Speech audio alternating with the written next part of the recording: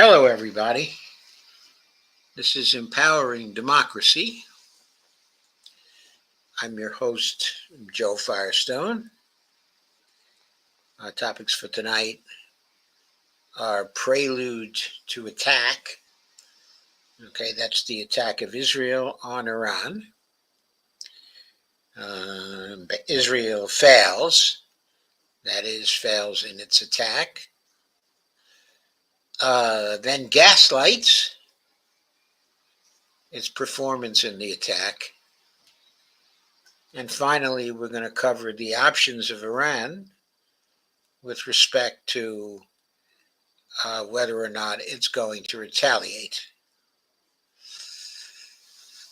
So, I know to begin with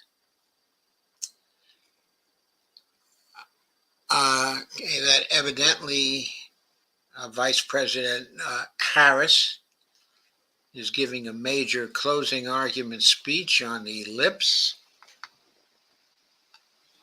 I think that's going on right now.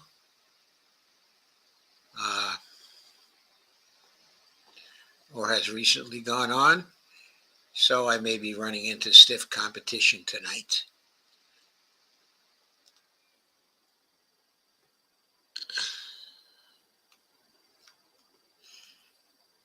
Okay, anyway, there are a few people here, so hello. And thank you for coming.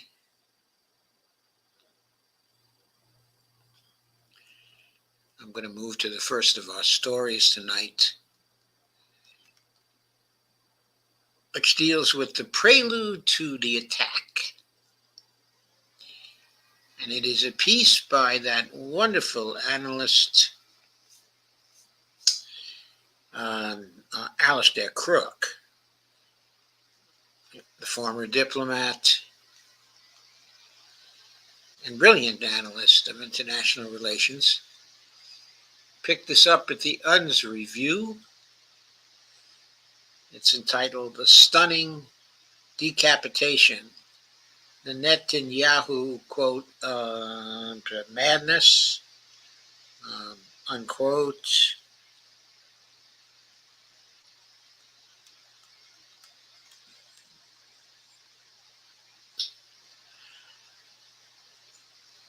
Okay, and that's probably a THAAD battery, but I am not certain. But anyway, all the war, quote, games, unquote, played over successive years have resulted in America losing. So a major war between Israel and Iran is soon likely to erupt. So says Israel's defense minister, Gallant. It will be initiated when Israel launches its long-mooted strike on Iran. Of course, as we speak here, note that Israel has launched its long-mooted strike on Iran. But Gallant has promised, going on with the article, that Israel's strike on Iran will be, quote, lethal, precise, and especially surprising, unquote, adding that Iran, quote, won't understand what happened to it or how. Quote, how, unquote, so. An interesting choice of words. Okay, as of this morning, that is to say the morning of October 26th, even though this was published on October 27th, which was after the event.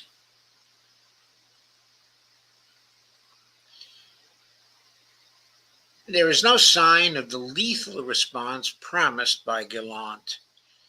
It would appear that Israel, which initially attached importance to responding swiftly and directly, is awaiting the THAAD anti-ballistic missile batteries to be set up and for the U.S. troops that will operate them to arrive in Israel. THAAD likely is no, quote, game changer. Iran proved on October 1st of October its ability to saturate and overwhelm Israeli air defense capabilities through two successive volleys of incoming ballistic missiles. The point here about the THAAD arrival is that, on the one hand, Israel is running short of intercept missiles, and secondly, that drawing the U.S. into a war between the U.S. and Iran is hugely more important for Netanyahu than keeping to timetable. The THAAD batteries, paradoxically, might do just that, draw the U.S. into the war, with U.S. forces now deployed on the ground in support of Israel's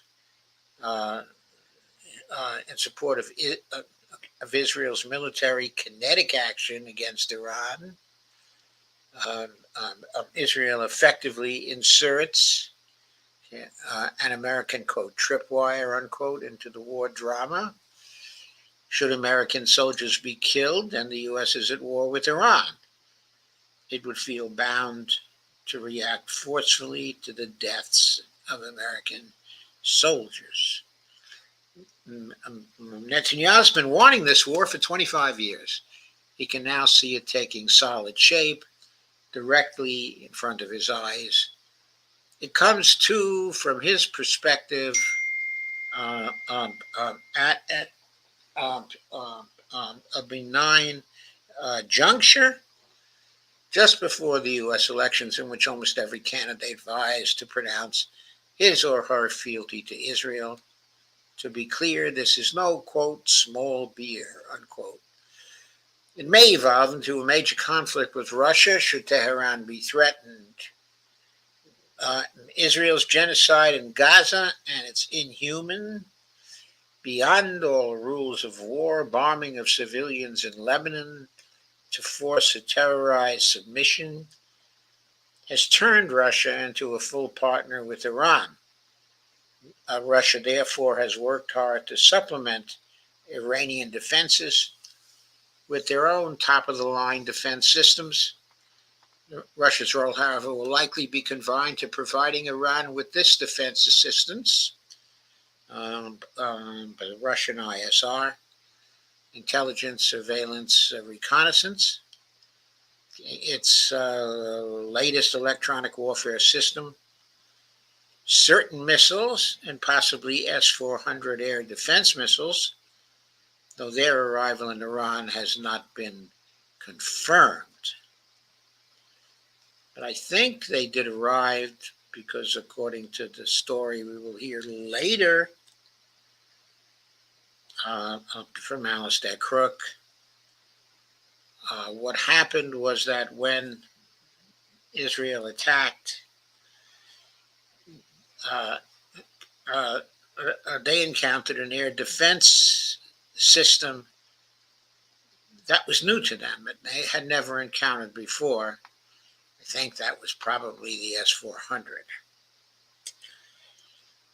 Russia will have a prime interest in observing how these weapons perform against an Israeli strike. Should they function well, it will provide a major boost to Russian general deterrence. Excuse me. And here lies the key point for Israeli Zionists and American neocons. The path to a defanged Moscow is viewed as passing through a decapitated and defeated Iran. Iran winning, the resistance winning, therefore, is very much a Russian interest.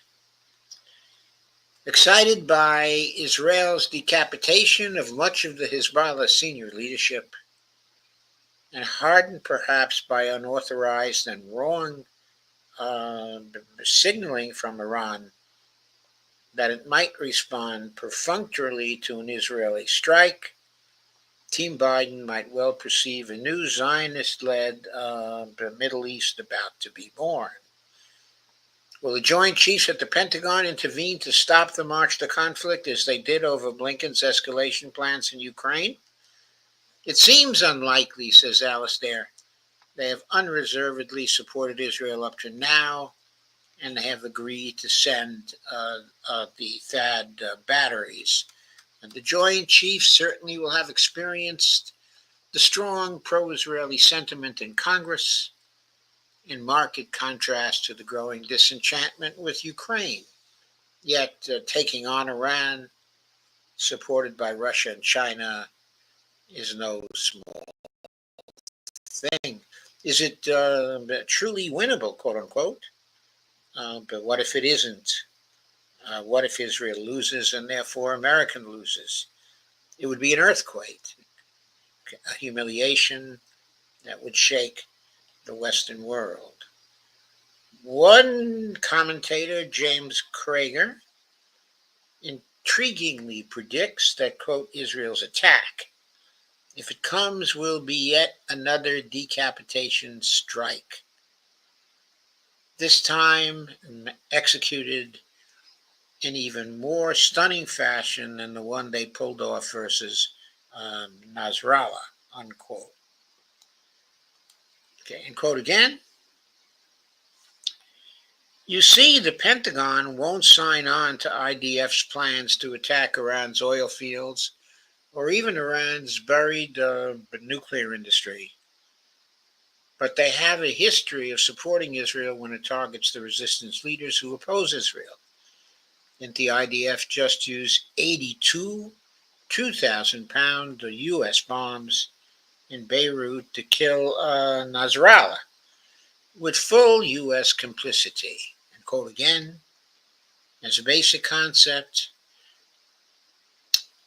the U.S. is likely to approve and possibly even enable, quote, a decapitation, unquote, strike on Iran's key leaders in Tehran, in the belief that Iran would be too stunned to respond with a, quote, total war, unquote, attack on Israel. After all, what did Iran do after Nasrallah was killed? Attack some IDF air bases in a way that killed no Israelis. Did it deter Israel from daring to attack Iran once again? Quote again, or yet again, I should say.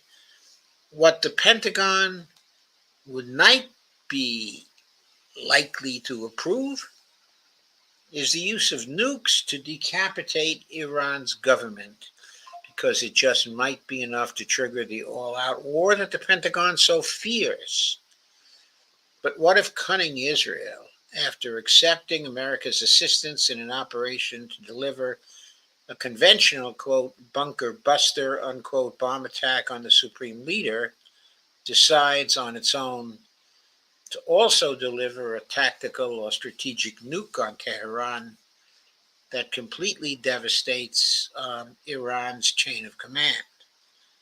Quote, understand, Israel's intent is not to avoid an all-out war with Iran, but to ignite one, and using a nuke on Tehran would do just that, 100% guaranteed. Bibi understands that after such an attack, if Iran responds by attacking Israel with everything it's got, he'll be able to get Congress to pass a declaration of war versus Iran. And, quote, yet again, MSM and the State Department, together with Congress, would be marshaled first, okay, to deny that nukes were used, and then to make emotional excuses for why Israel needed to use its nukes, quote, to defend itself, unquote. The theme they'll endlessly repeat.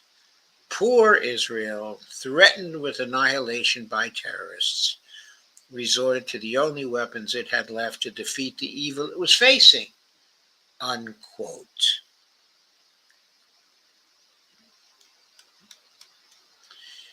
And, quote, yet again, madness, yeah. Netanyahu, quote, madness, unquote. Yet, Galland's enigmatic, quote, lethal, precise, and especially surprising. Iran won't understand what happened to it or how, unquote. Odd wording fits nicely with this Krager thesis. Big unknown. Will the Pentagon be able to take a stand and refuse to comply? Indeed, the Pentagon consistently has opposed all-out war between the U.S. And Iran. Why? All the war, quote, games, unquote, played over successive years have resulted, in America losing. This piece was originally published at the Strategic Culture Foundation,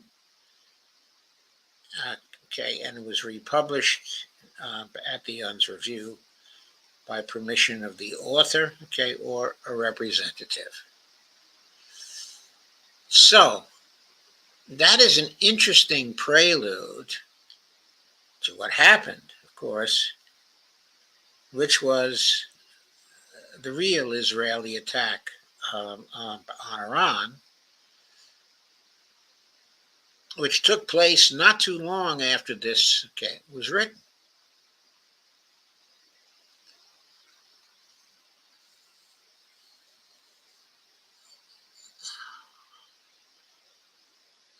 And after that,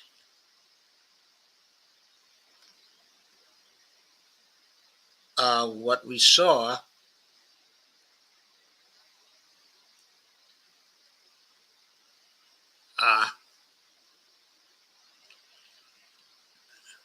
was an appearance of Alistair Crook, and that appearance was on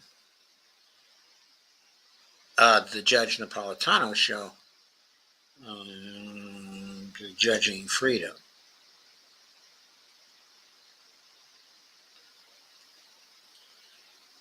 And I will in just a moment, after I share this on Facebook,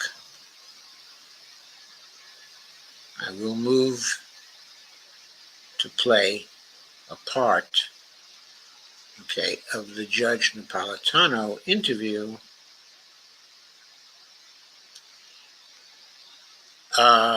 with former Ambassador Crook.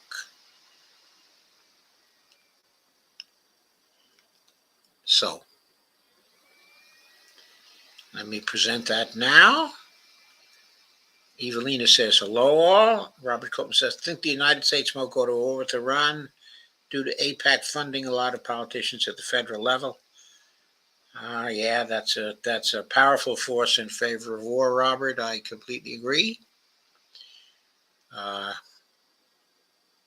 Please share, like, and subscribe this. I'm going to play, I guess, about 10 minutes or so of Alistair's appearance. Savings and retirement before it's too late. 800-511-4620. LearJudgeNap.com. Remember, hope is not a strategy, but gold is. Alistair, good day to you, my friend, and welcome here as always. Always a pleasure to be able to chat with you. We all waited and waited and waited for the Israeli response to the Iranian response, and whatever happened in the past 3 or 4 days, did the Israelis cause any meaningful damage to anything or anyone in Iran?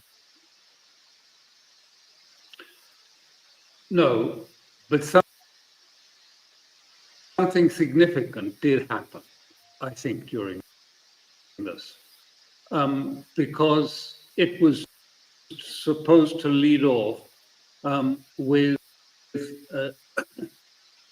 destruction of the air defenses of Iran. What they call SEAD, suppression of enemy air defenses.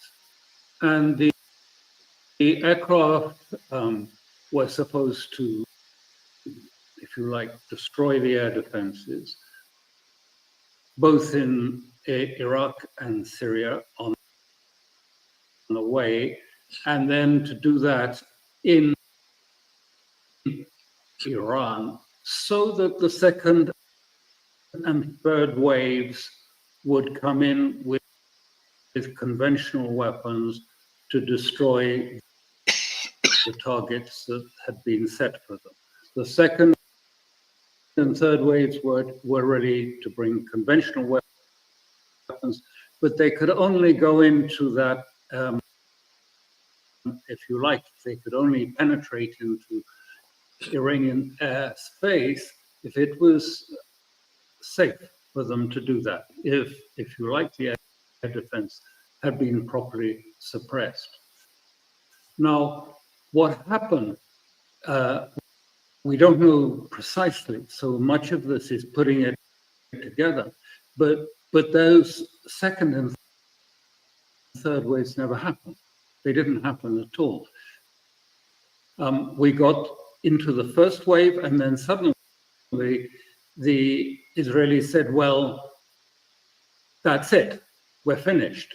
It's now over, and we've won, and it's a great success.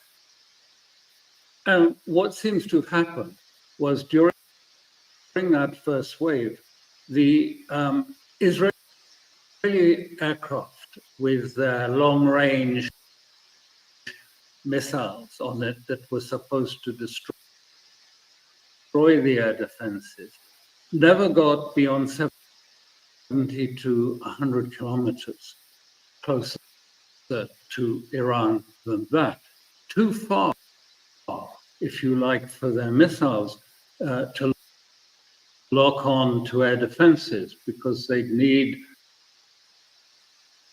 the signal, the sign that the air defenses are working to be able to lock onto it. They weren't able to lock onto it.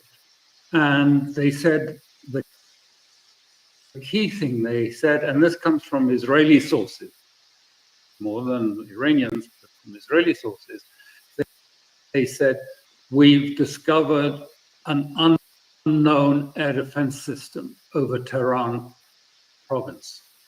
So what was happening? Well, it seems to be that, first of all, they were being locked onto by another missile defense system, and that they were frightened to go ahead, and so they scrapped the attack. Okay, so I guess that must have been the S-400 system, okay, that they detected with their radar. And they were not sure how to defend against it. And that is what aborted the primary part, okay, of the attack on Iran. They never got to Iranian airspace. They fired some missiles in.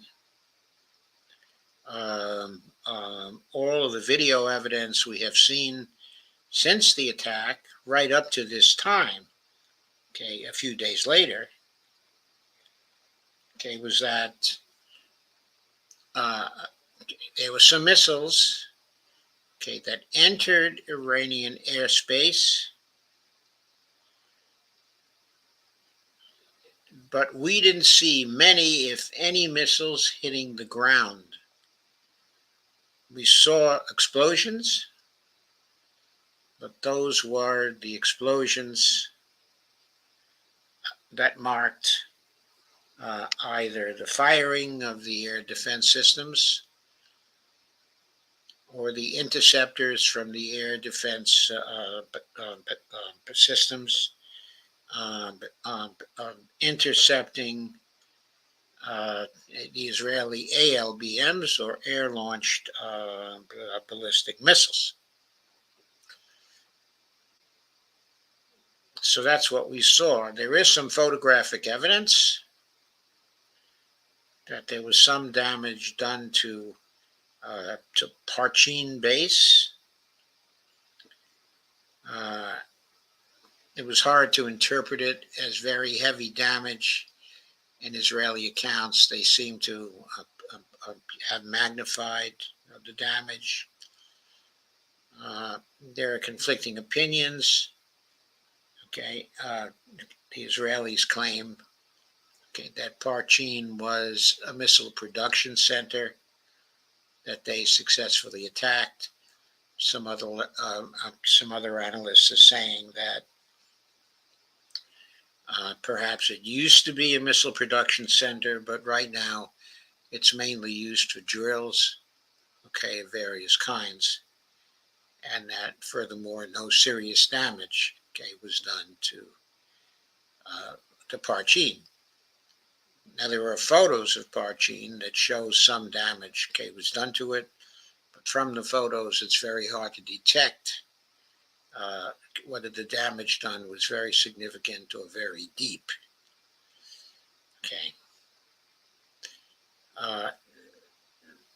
When Alistair gave his opinion to Judge Napolitano, at that point, there hadn't been any another analyses that had said that what happened was that the Israelis encountered a new air defense system that they had never seen before. Alistair indicates that this view that he's stating is mostly from Israeli sources. Of course, he has Israeli sources and he has Iranian sources. That's one reason why it's very valuable to talk to him, because he has a lot of different sources in the region. He's very, very well sourced and very, very well informed. And people call him and they tell him things. Going on.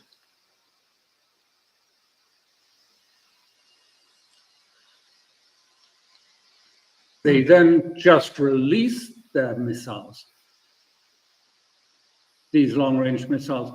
But these long-range missiles are basically guided by GPS. Some of them may have a radar at the very end for sort of locking on to a signal from a radar system or something that they can defend it. But basically, most of the Israeli long-range missiles are guided by GPS.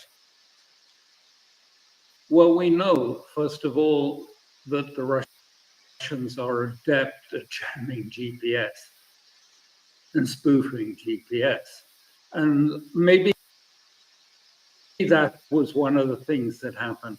But what I think we are seeing when we heard about this unexplained air defense system was possibly a Russian air defense missile system that can attack stealth fighters like the S-35s of Israel. That they can do that because they, although you need to be very close to find a stealth fighter with ordinary radar, if you have a missile that has a radar capacity in its warhead, and would be able to identify a stealth fighter, then the whole idea of the attack on Iran seems to have collapsed. It would be too dangerous. They couldn't, the conventional weapons, the conventional bombers, all loaded up, ready to go in and bomb targets, wouldn't dare do it because they were not going into a secure area, a secured airspace. It was unsecured airspace. Okay, I'm reminded of what Alistair said in the article that I just read, specifically that the delivery of the S-400s to Iran, by Russia, were unconfirmed at the time that he wrote, the article,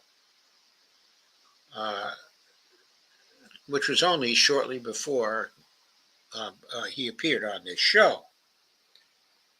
That's why I think that the new air defense system the Israelis encountered was probably the Russian S-400 systems, which had been arrived and had been set up, and that they had a very big role in thwarting the Israeli attack on Iran. But incidentally, Israel claimed that they actually fired 200 missiles at Iran from their planes. However, the damage done, let's put it this way, the video evidence of damage done does not square with firing 200 missiles at all. All we could see from the video evidence was that relatively few missiles were fired, and those seemed to be pretty handily intercepted by the air defense systems, of the Iranians. Going further. In fact, it was being dominated by air defense systems, which threatened the stealth fighters themselves. I mean, a huge affair. It has geostrategic implications if this is indeed what happened. So they released a lot of,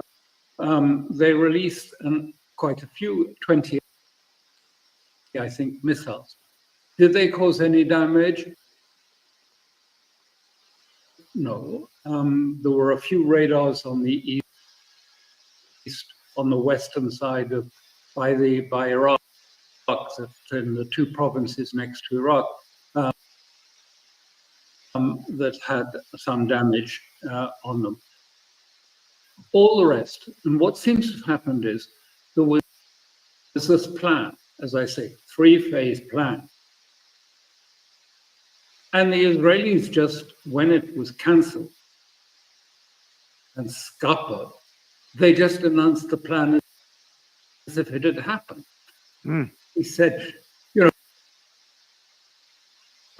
we've succeeded, we've gone in, we flew over Tehran. Of course, he didn't fly Tehran. They didn't get closer than 70 kilometers to the borders of Iran itself, let alone over Tehran. We succeeded, we flew over, we suppressed the air defenses, and then we bombed targets and we destroyed their missile capacity. It's just hype. It's not true. There was tiny damage. There were two areas. One was an IRGC base that they said, but it's been abandoned by the IRGC for some time. And it's used mostly for films, mounting films. They do the television, music for films. So character. And then there was another place called Parchin. And Parchin has a history, because I know it quite well from 10 years ago. At one point, the Israelis announced to the world that they collected a few samples of enriched uranium that came from near Parchin, and there had to be an inspection. And so the IEA, which includes not just includes Americans, not Israelis, but it includes American experts within it too, did an inspection of the IEA and found nothing. It's not integral to their missile system at all. It deals mostly with smaller weapons, manpads. It's just a conventional sort of military research station. And then the Israelis said, oh, but there's tarmac in the front. So there are hidden basements underneath, and you didn't do that. So those were investigated too. And there were no hidden basements, and there was no weapons program proved whatsoever. This has been going on with Parchin for years, and that's out in the open. And it seems that 2 or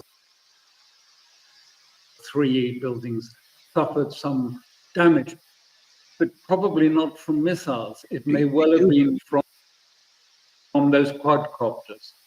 Do you think that the Israeli leadership, the IDF leadership, and the civilian leadership realizes how impregnable Iran is, or are they deluding themselves as well as their own people? I think it's quite clear. They have to take the victory route and declare victory. They have to, because the strategic concepts are too important. If Russia has indeed lent, if you like, an anti-stealth missile system to Iran, which secures airspace, it has huge ramifications because the whole stealth idea was based on stealth aircraft being able to penetrate into, if you like, airspace that is dominated by air defense systems and destroy them because they could not be found and not seen on radar. Well, clearly, if that doesn't hold, the whole concept, and this could impact on the whole of the Western sort of defense concept, on the fact that, I mean, what we're saying in the end is, that at the end of the day, Iran has an effective air defense system. Israel does not. Okay, so that's it. That's the final essential point. To be a little more specific about some of it, the stealth aircraft, the primary stealth aircraft, the stealthier stealth aircraft that Israel sent on this mission of 100 planes, supposedly, with the F-35 stealth aircraft. And the whole basis of the attack was that they would elude the radars of the air defense system and destroy those radars. So the F-16Is and the F-15Is that the Israelis had, as well as the F-35s themselves, could be effective in conducting the attack. But when the Israelis encountered what I assume, or what I speculate, are the S-400 systems, it became clear to the Israelis that the Iranians had a defense system that they would not be able to breach, and they would lose a considerable number of their planes. And that is why they had to turn back. And they've declared a victory for reasons that were stated here very clearly by Alistair. They didn't want to give up the strategic concept, and they wanted, of course, to bluff,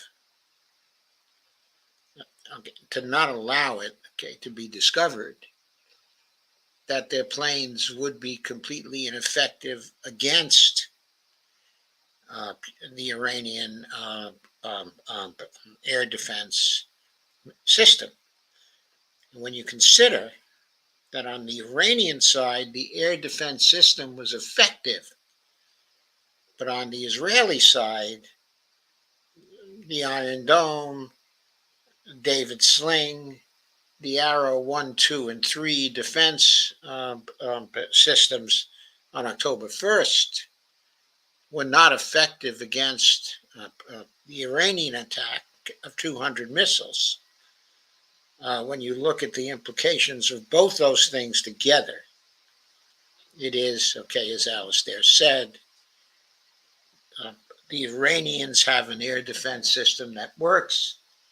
The Israelis do not, which is a complete reversal of expectations that we had in the pre-war period, about what was going to be going on there. So this is all very significant. And that's all I'll play, of this particular video.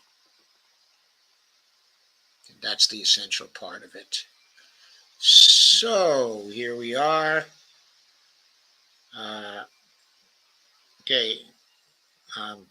Evelina says, 4 Iranian guards were killed. I'm wondering if they were at a base. Yeah, I think they were at the IRGC base, probably, that they talked about. That's probably where the fatalities came from. Something got through to the IRGC base, according to Alistair. It may have been the quadcopters they were using. So Evelina says, 4 Iranian, I wonder if they were at a base.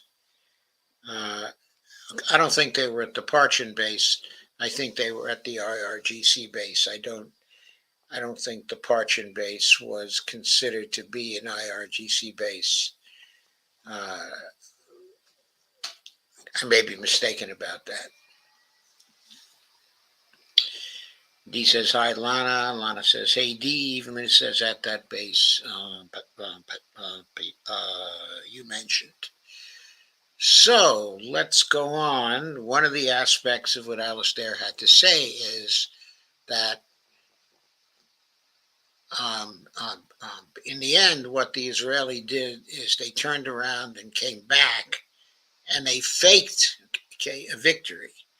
They gaslighted. And here's a piece by Larry Johnson. It's also from the UN's Review, which we'll take up next, which says Israel and Ukraine gaslighting to cover up their failures. I'm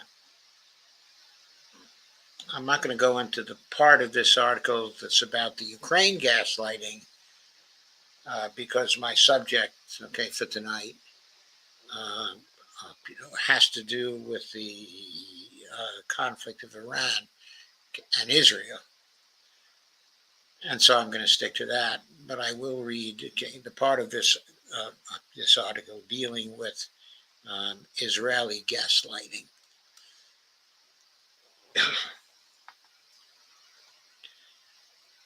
So I'm not sure what this is a picture of. It could be a picture, I suppose, of Kyiv. It could be a picture of Tehran. I cannot tell, and there's no caption to tell me. Okay, Larry Johnson, the former CIA agent, who's very, very well informed and a very excellent analyst. On October 26th, 2024, I believe this was probably just after the attack. If bullshit was fungible, both Israel and Ukraine would be rolling in dough and not need another dime of foreign aid. The nonsense spilling out of Tel Aviv and Kyiv is legendary, and much of the Western public is slurping it up like a ravenous dog eating a bowl of rabbit stew. I guess a nice analogy from Larry. It's a nice picture. You can just picture the ravenous dog eating a bowl of rabbit stew. Let's start with Israel. The Zionists used more than 100 aircraft to send an estimated 200 air-launched ballistic missiles into Iran. Israeli aircraft did not dare to fly inside Iran, and what happened? Iran, with Russian help, shot down the majority of the Israeli missiles. The Russian help, of course, was that since the Russians had recently shipped in the S-400 systems, there was no time to train the Iranians on those systems. So it's probably the case that Russian technicians and soldiers were actually defending Iran using the S-400 systems. Iran showed no signs of panic or anger in the aftermath of the attack, not what one would expect if Israel's assault had been a smashing success. Compare for yourself. The first video shows Iran's October 1st attack on Israel. The second video shows what happened in the skies over Tehran. Okay, I'm not going to play this because it's through Larry's site, and I don't think it would come over clear. But okay, if you go to the link and you go to YouTube and you watch this yourselves, you'll see some 30 to 35 hits by the Iranian missiles on the Nevatim air base on October 1st. And that contrasts with a live stream recording, which is not available, of some of the video, from the Israeli attack on Iran on October 26th. It is true that some of the Israeli missiles got through and killed 4 Iranian soldiers. So let's check out this headline in today's Jerusalem Post.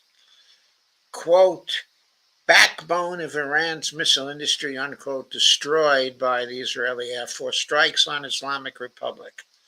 The Zionist spin patrol is working overtime to paint lipstick on their pig operation. And the Zionists convinced themselves that Iran's strike on October 1st was meaningless, notwithstanding clear video and later satellite imagery of damage from Iran's missile barrage. Now, when confronted with evidence of Iranian air defense knocking Israeli missiles from the sky, they simply pretend it did not happen. Here is a typical response from an ardent Zionist when reports that Israel's attack was underway. Quote, the Israeli attack has begun, and apparently they had no problem getting past the Iran air defenses. Early reports are about attacks hitting around Tehran, which suggests they're going after command and control and possibly military leadership. Too early to know what is happening, but by morning the real war will be underway.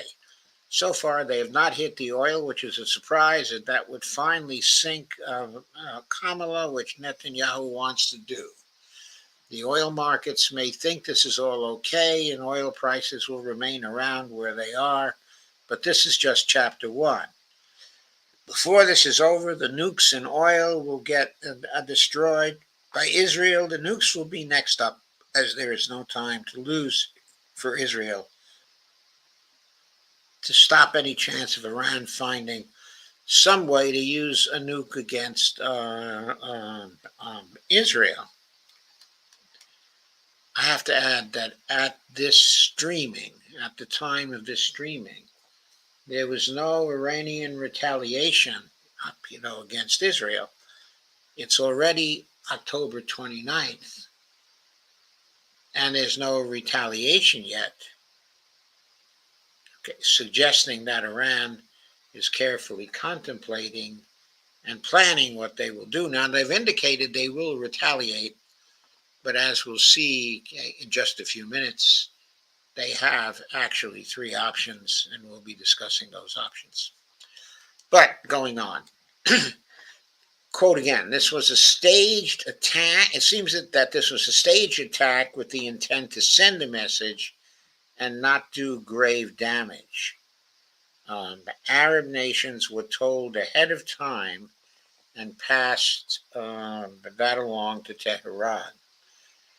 We will need to wait a few hours to see what really happened, but it now seems clear this was not the all-out attack Israel is capable of, and it is instead a tit-for-tat strike.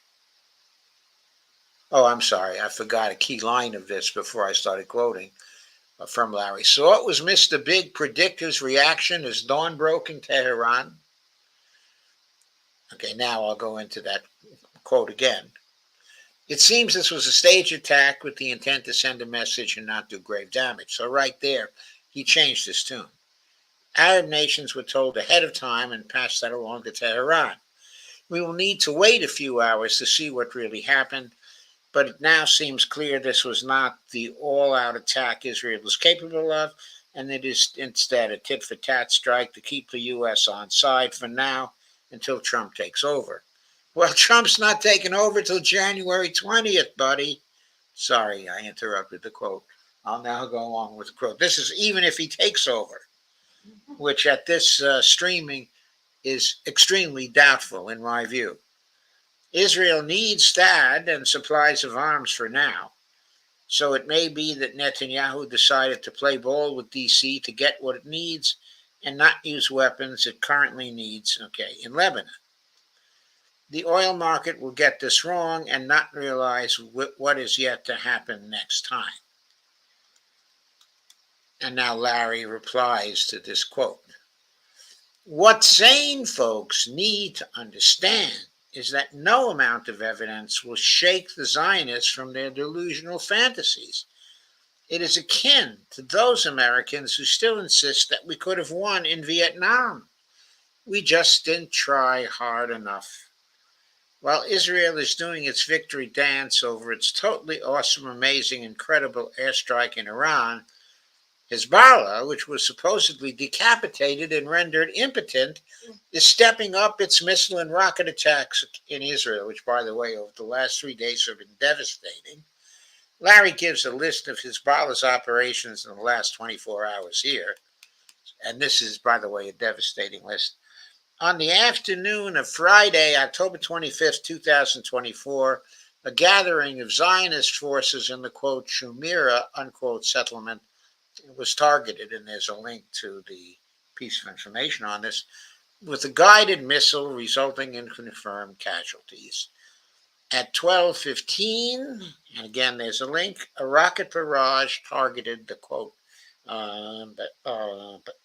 Kiryat Shmona, unquote, the settlement. By the way, Kiryat Shmona is always getting targeted by Hezbollah, it seems.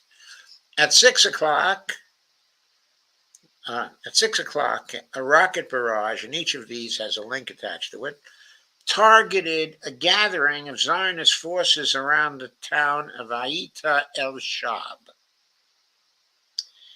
At 11:30, as part of the K-Bar series of operations, and in response to attacks and massacres committed by the Zionist enemy, and with the call, quote, at your service, Nasrallah, Islamic resistance fighters launched an aerial attack with a squadron of attack drones on the, quote, Tel Naf, unquote, airbase south, of Tel Aviv, hitting their targets accurately. Number 5, at 12:15, a rocket barrage targeted the, quote, Mishar, unquote, base, the main intelligence headquarters for the northern region in Safad. That's in Israel. At 12:45, a rocket barrage targeted the, quote, Prelude, unquote, north of Haifa at 1300 hours as part of the Khaybar series of operations and in response to the Zionist enemy's attacks and massacre, and with the call, quote, at your service, Nasrallah, unquote, Islamic resistance fighters launched a qualitative rocket barrage that Zionist forces gathered at the, quote,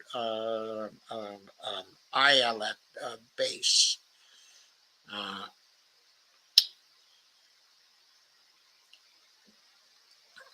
I'm not sure what a qualitative attack is. I take it it's the kind of rocket barrage that works, is how I'm interpreting that, but I'm not sure about that. Anyway, moving on to number 8. At 13:23, a rocket barrage targeted a gathering of Zionist forces in the Al-Masharifa area in Ras al-Makura. I think that's probably in Lebanon. At 13:30, a rocket barrage targeted a gathering of Zionist soldiers in the, quote, Bashlomi settlement, unquote. I think that settlement is in the north of Israel. At 13:35, a rocket barrage targeted the, quote, Metzuba settlement, unquote, and that's in, I'm sure, the northern part of Israel. Number 11, at 13:40, a rocket barrage targeted the, quote, Jatun, unquote, settlement.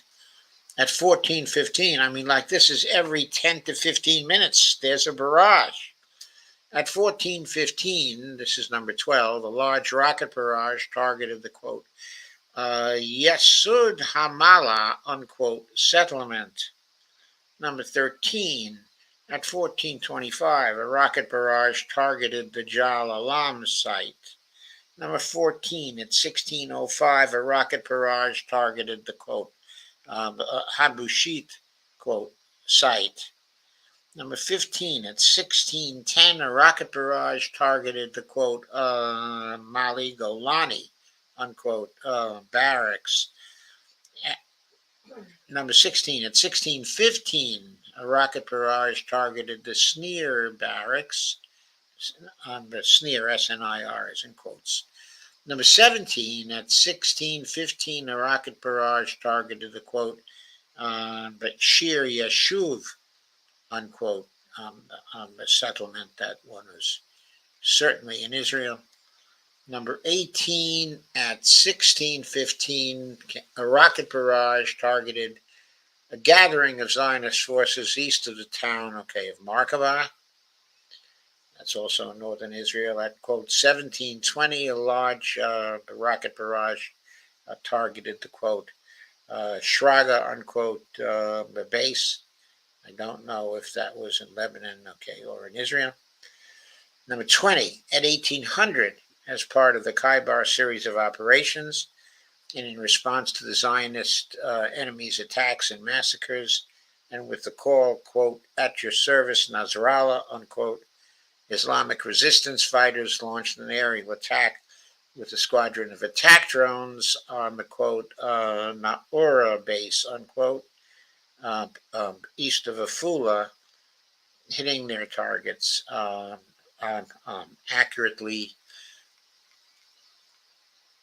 Number 21, at 19:30, a rocket barrage targeted a gathering of Zionist forces in the, quote, Hatzor, unquote, settlement.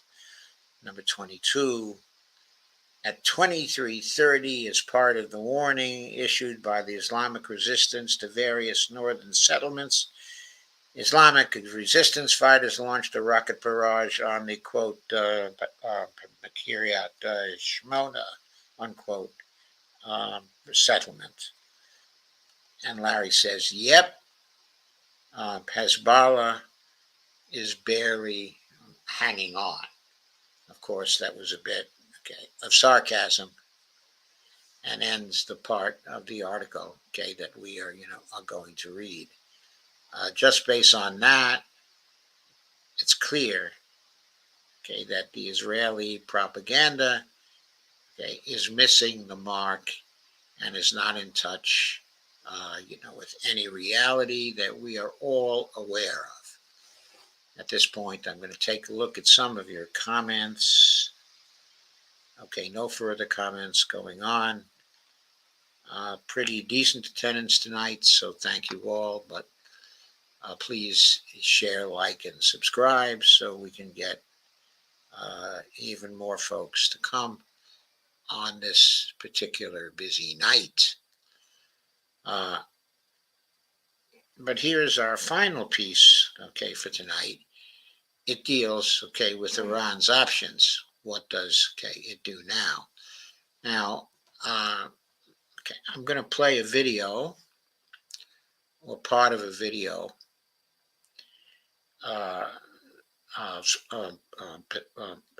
from the Anti-Empire project, which is a project associated with the electronic Intifada. It's separate, from the Intifada, but they are part of the same network of friends and associates, as, the electronic Intifada. Let me adjust my glasses a little bit. They're become a little crooked. So, the main streamer at, the Anti-Empire Project is someone by the name of Justin Podor. He is, among other things, he's an analyst, but he's also a novelist. And he's written a fictional account, of what a victory for the Palestinians in the Gaza war, might look like. I am getting the high sign from Bonnie to take a couple of my pills that are due at this time. And so if you'll excuse me for a second, I will endeavor to get that done. Try not to spill any of the pills or to fail to swallow them.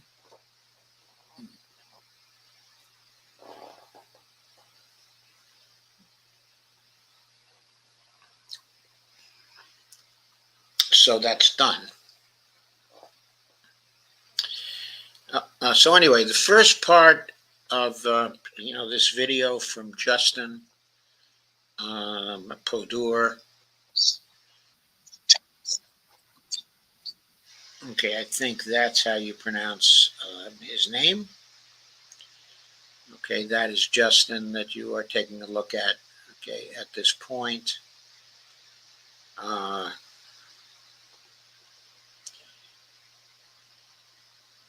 In the early part, of this video, he goes over the attack and gives his own view of what happened, on the attack.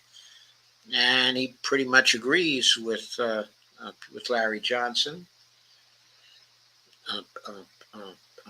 and Alistair Crook, that it was not a significant attack. In other words, he also pretty much debunks, the account of the attack that was given by the others. Also, there are other people who feel the same way about the attack, like Scott Ritter, and a few other observers Professor Morandi, and some others who have commented, on the nature of the Israeli attack. But what Justin considers in the remaining part of his video that I want to go over with you now, okay, is his analysis of the options that are now open to Iran. So I will play it from here and comment from time to time.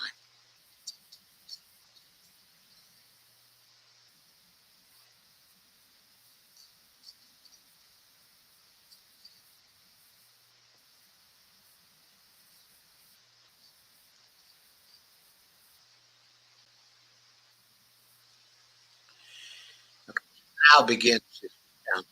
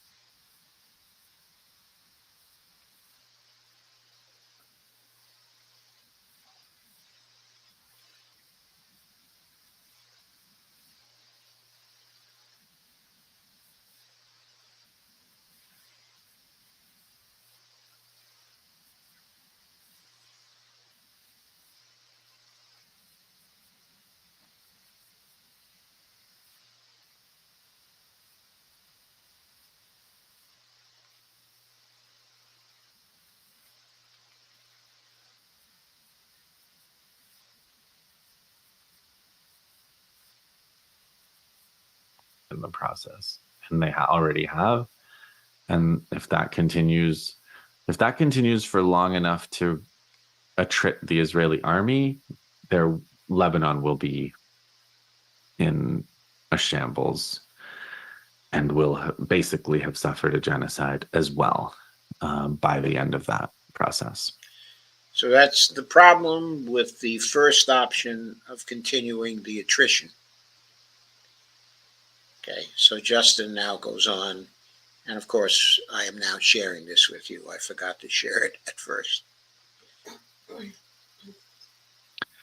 Gaza is beyond an emergency status. The north is being ethnically cleansed. The starvation is back.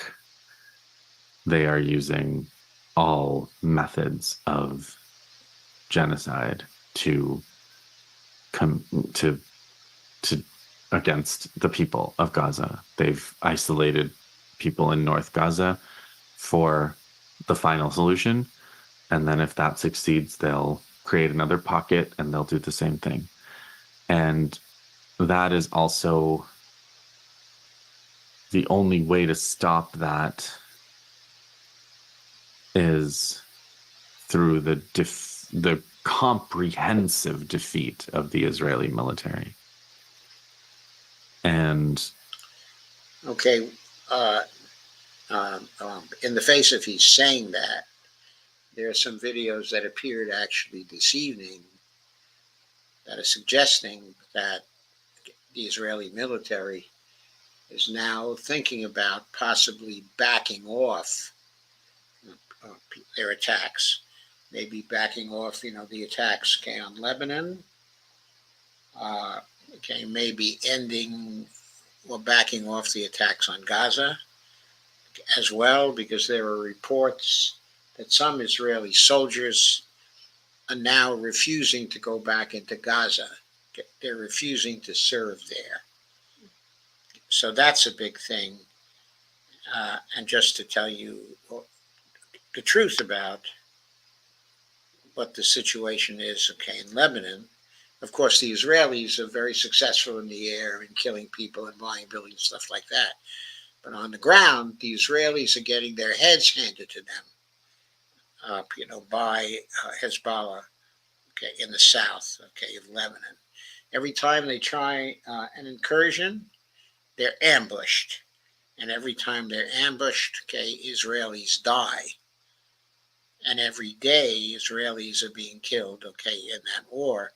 Now, of course, it doesn't seem like the numbers are very high compared, say, to Ukraine, but for a nation like Israel, which is so small, when you're losing 5, 10, 20 soldiers per day, that's a significant cost. Eventually to your economy, but to society. And of course, the political cost of that happening is also very, very high. That's what's going on, okay, in Lebanon. So it's no wonder that some of the Israeli military is perhaps thinking of backing off in this area. So this is some context, okay, I give you to this analysis by Justin. The contribution of the Palestinian resistance to this has been immense by surviving and by administering the so-called death by 1,000 cuts.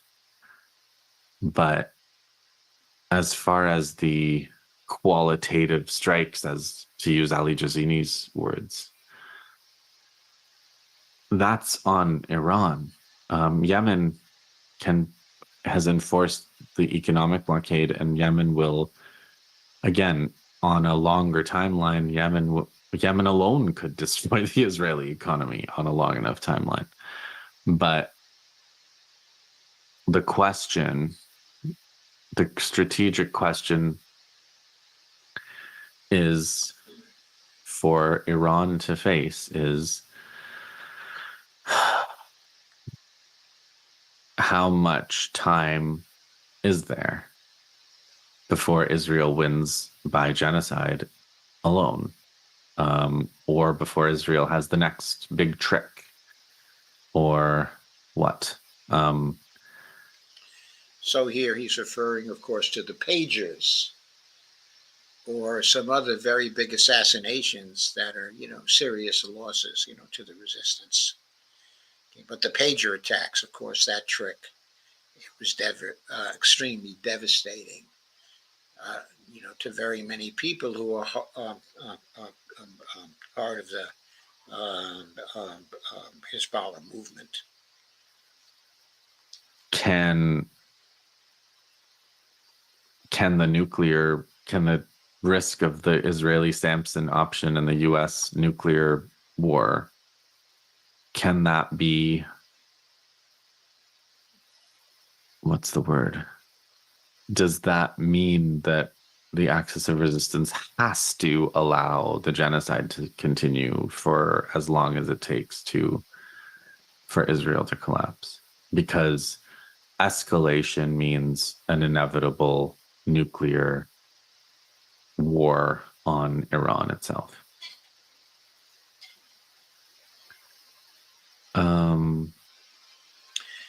So you can see how just the threat of the Samson option is something that the Iranians and other nations in that area always have to consider when they go against Israel. I don't know. That's where we are now. These are the calculations that Iran has to make as they're deciding how to retaliate. I think if they do make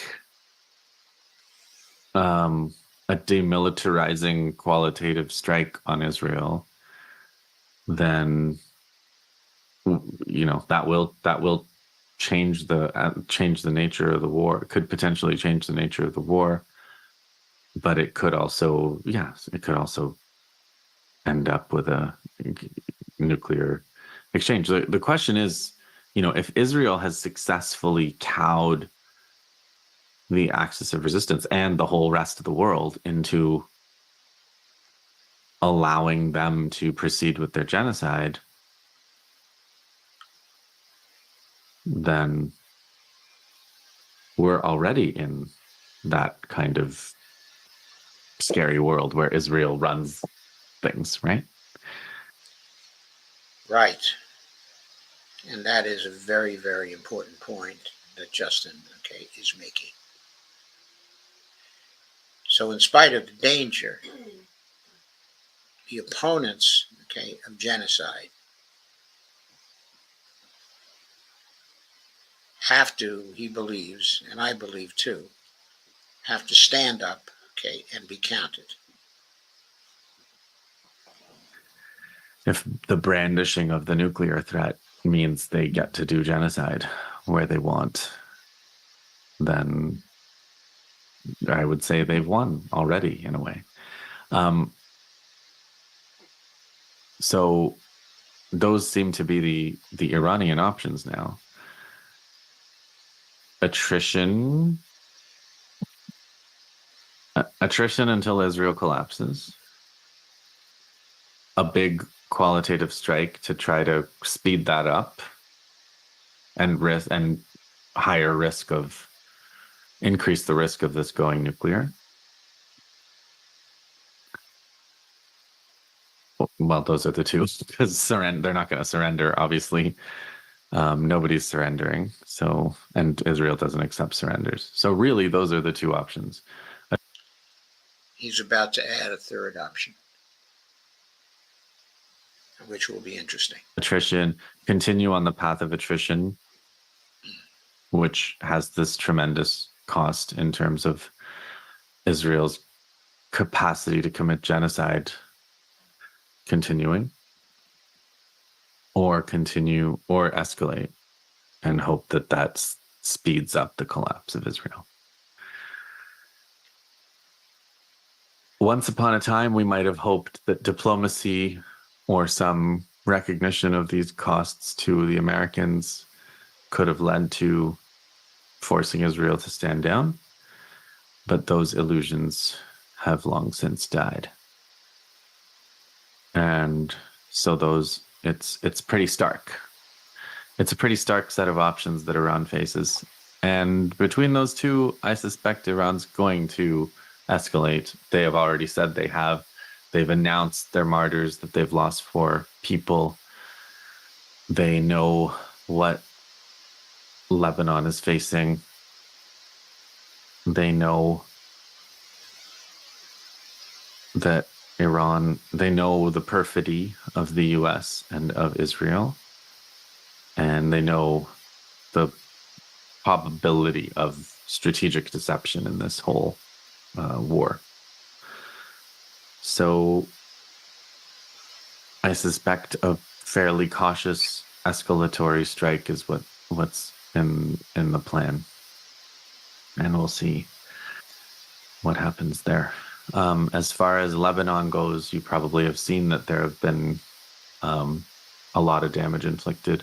I mean, again, a lot of damage in the sense of still death by 1,000 cuts territory, but deeper cuts than Hamas is able to make. I turned Hamas and Qassam into Hassam. Than Qassam has been able to do in Gaza. Much deeper, more tanks, more troops killed, more groupings of troops and missiles into the Israeli depths again. So the Lebanon front is proceeding like that. I read something just yesterday that indicated that the Israelis had lost something like 75 tanks in Lebanon thus far, in only a few weeks. I mean, that's incredible. The Israelis have a lot of tanks, but they don't have, near as many tanks as Iran has. 75 tanks is a really big part of their stock. And I've seen one. Alon Mizrahi actually says that he thinks that there's going to be a big. They're going to try for the big invasion. I still think they might try for the big invasion too, but for now they're just on the border, getting that death by 1,000 cuts and inflicting genocidal violence on the unarmed people of Lebanon. So that's the Israeli attack. The one other thing, the one other dynamic that I think could happen is, since Israel has been threatening this for many years, right? Every chance Netanyahu gets in every public forum, he says, Iran is the problem. Iran is our problem. We're not safe because of Iran. Everything goes back to Iran. Iran is the head of all this, right? And so the whole idea was, one day we're going to hit Iran. That we're not going to be safe until we hit Iran. So they hit Iran now. I hope they feel safe now. I wonder if they do. But they've hit Iran. Iran showed a fairly successful defense ability. And now that both sides know this, and Iran knows this, Iran has a better idea of what's going to come their way and how. It may embolden Iran to give, for example, Ansar Allah more things, to give the Syrians more things, to give Hezbollah more things, knowing that all this talk of how it all goes back to Iran is, what that leads to is this type. If what that leads to is this type of attack, which the Iranians seem to have handled quite well in terms of air defense, well, then Iran will be emboldened to potentially speed up the attritional war. And maybe Israel will face a couple more Palestine missiles with more frequency hitting Tel Aviv from Yemen, for example. So maybe that's a third option, which means then we have three. We have escalated, some speeding up of the attrition, some escalatory strike in the form of a strike on their factories and other facilities in Israel, or a continuation of attrition and kind of a faith that will lead to the eventual defeat of Israel and a ceasefire with reconstruction and an end to the blockade and an exchange of prisoners, which were Hamas's war aims from the beginning.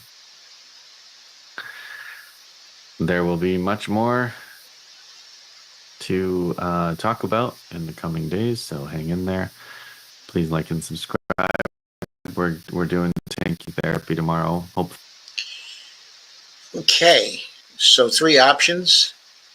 I'm not sure the third option of accelerated attrition is so different from the first option of continued attrition.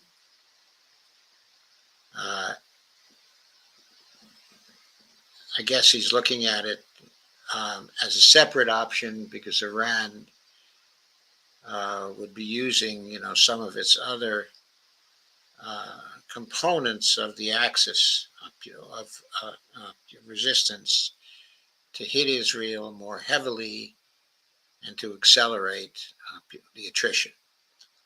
So he considers that, a separate option, which perhaps is okay. Okay, if so, there are three options. Now the question is, can I see any other options? Okay. Well, I think I can see differences in the escalation options.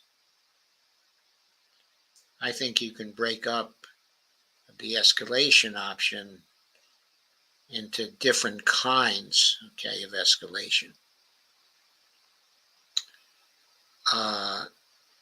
For example, I have talked from time to time about the possibility of a very, very heavy escalation. And this was also in the context of I won't say promises, but indications, from the Iranians that they could throw 2,000 missiles per night at Israel for nights on end. And I speculated, at that time, that what Iran might do is to try to target the West Bank settlers with their missiles to drive them away from Israel and quickly change the balance of political power there. I suppose that might be looked at as an accelerated attrition option also, but I think it really would be part of a comprehensive attack option where they would be trying to knock out the nuclear facilities of Israel, as well as the military bases, as well as the infrastructure, as well as the oil infrastructure, as well as the water infrastructure. Really comprehensive attacks on many aspects of Israeli society, so as simply to break it in short order, bring down the government, and that way, with proper attacks on Dimona and that area, to prevent the Samson option from being exercised. Now, that, of course, is a very risky option, but I point out that Israel has to deliver the Samson option.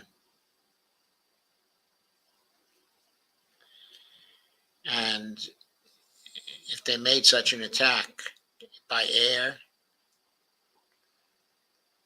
there would be some early warning. And there is the air defense, which the Iranians have now, which is much better than before. That lowers the risk of a successful Samson option.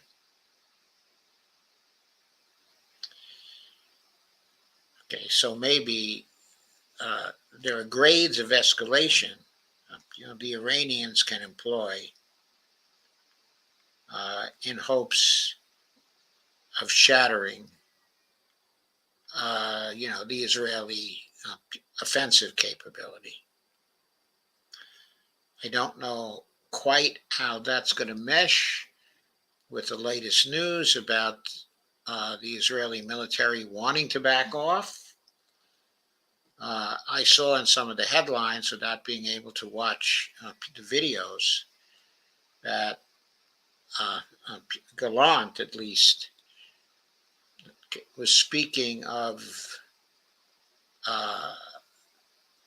the Israelis making concessions to the axis, of resistance, that would be very hurtful. That's not exactly the term he used, but he used the idea of very punishing concessions that the Israelis would make to their opponents. But evidently, Gallant at this point is ready to make those concessions. Now, it wasn't clear from the headlines I saw at the time of streaming whether the idea of making those concessions was shared by the rest of the war cabinet. Nor do I have any idea about what these talks of extreme concessions, how that relates to the political power of Netanyahu, whether somehow in internal discussions his political power over the internal situation in Israel has now decreased towards the point where there's the real possibility that he would be replaced by someone else who was ready to back off the dream of greater Israel. That's what's needed in this situation to really have meaningful peace talks with the Palestinians. The Israelis have to walk back from their genocidal activities. They have to end them.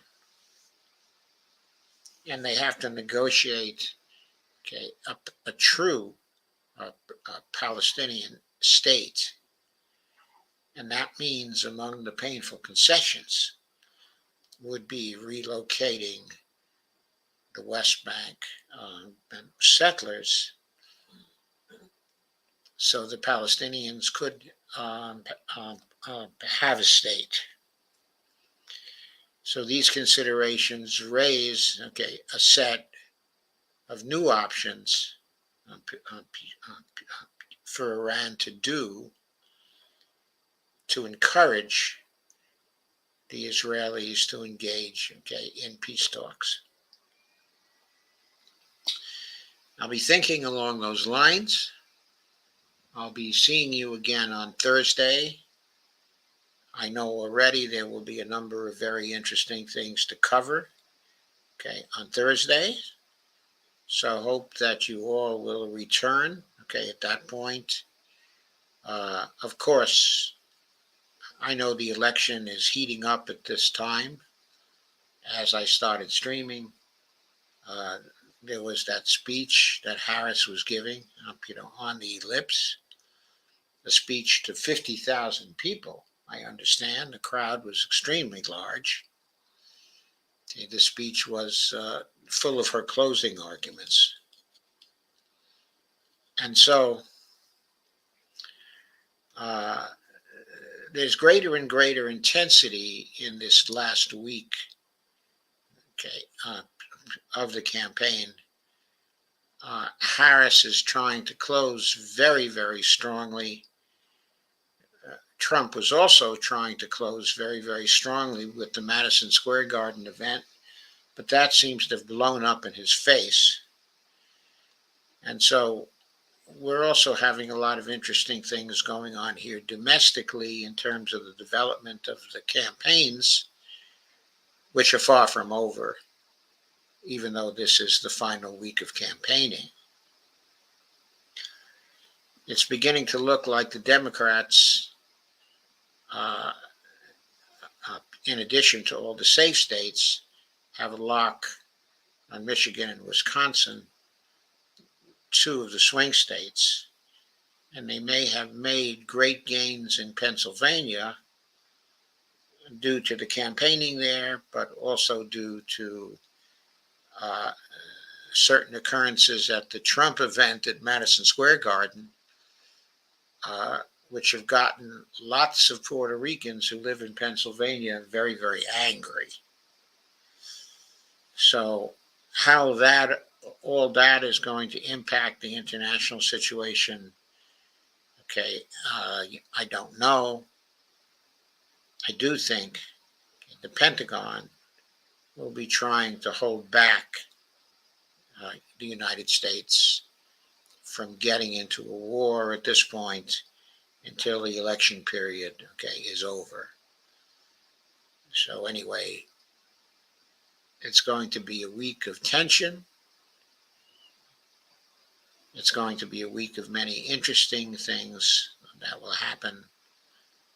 And I'm going to have a lot to say, for the rest of the week, but primarily focused, I think, on the international system, because that is so dangerous right now and so important, for us all. So thank you all for coming, and I will see you on Thursday, at 8 o'clock. You remember, on Thursdays I go on at 8 o'clock, and then I join Dee for her 9 o'clock show, if she's going to have that show. I don't necessarily join her at 9 o'clock, but somewhere between 9 and 9:30, I will be joining her for her show Around the World, with Dee and Friends. Evelina says thanks and goodbye, and Dee says thank you and good night. And my thanks to the two of you and to everybody else who's attended. We're up in the 50s right now, and that is pretty good considering the competition that there was here tonight. So thank you all and good night, and I will see you soon.